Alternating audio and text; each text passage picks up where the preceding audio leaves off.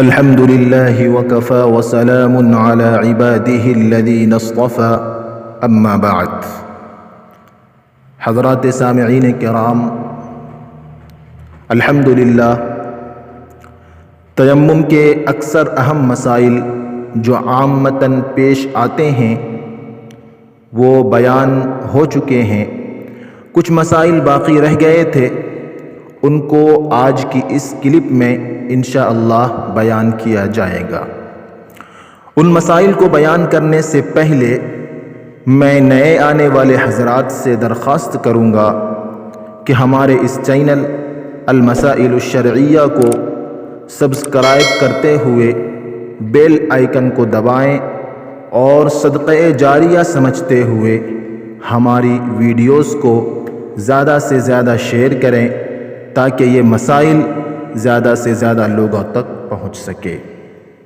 حضرات گرامی، ان بقیہ مسائل میں سے پہلا مسئلہ یہ ہے کہ ایک ہی جگہ اور ایک ہی مٹی پر کئی مرتبہ تیمم کرنے کا کیا حکم ہے۔ تو اس سلسلے میں یاد رکھنا چاہیے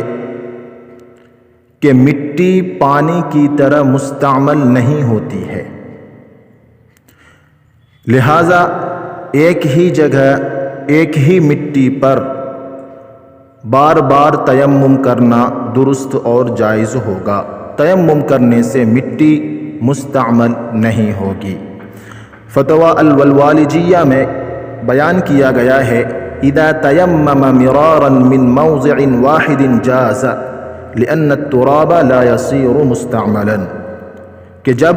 ایک ہی جگہ سے بار بار تیمم کیا جائے تو جائز ہے، اس لیے کہ مٹی مستعمل نہیں ہوتی ہے۔ دوسرا مسئلہ یہ ہے کہ تیمم سے صرف نجاست حکمیہ سے پاکی حاصل کی جا سکتی ہے، تیمم سے نجاست حقیقیہ دور نہیں ہو سکتی۔ نجاست حکمیہ اس نجاست کو کہتے ہیں جو بظاہر نظر نہ آئے لیکن شریعت کا حکم ہونے کی وجہ سے ناپاکی مان کر پاکی حاصل کرنا فرض ہو، جیسے حدث اکبر یعنی وہ نجاست جو غسل کو فرض کرتی ہے، اور حدث اصغر یعنی وہ نجاست جو وضو کو لازم کرتی ہے، اور نجاست حقیقیہ وہ نجاست ہے جو بظاہر نظر آتی ہو، جیسے خون، پیشاب اور شراب وغیرہ۔ بہرحال تیمم کرنے سے صرف نجاست حکمیہ ہی دور ہوتی ہے اور ختم ہوتی ہے، لہذا اگر بدن یا کپڑے پر نجاست حقیقیہ لگی ہوئی ہو تو صرف تیمم کرنے سے وہ ناپاکی ختم نہیں ہوگی، اس لگی ہوئی ناپاکی کو دور کرنا اور زائل کرنا پاکی حاصل کرنے کے لیے ضروری ہوگا۔ تیسرا مسئلہ یہ ہے کہ کوئی تیمم کرنا شروع کرے اور مکمل ہونے سے پہلے درمیان میں حدث لاحق ہو جائے۔ حدث کا مطلب یہ ہے کہ کوئی ایسی چیز جو وضو کو توڑنے والی ہو یا غسل کو فرض کرنے والی ہو،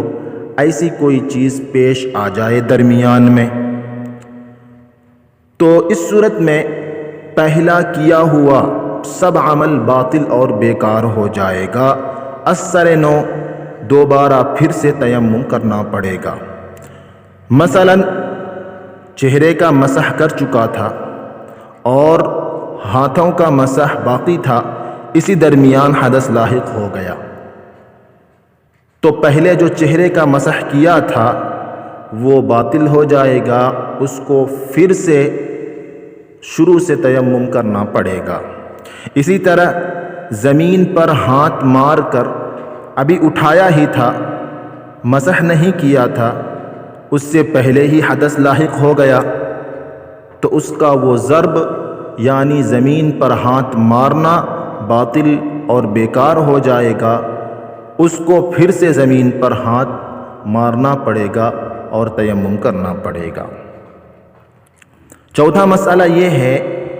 کہ اگر کوئی شخص بیمار ہو، مریض ہو، خود تیمم نہیں کر سکتا ہو تو دوسرا شخص اپنے ہاتھوں سے اس کو تیمم کرا سکتا ہے، اس میں کوئی حرج نہیں ہے۔ بس تیمم کرنے والا تیمم کی نیت کر لے، اس کا تیمم درست اور جائز ہو جائے گا۔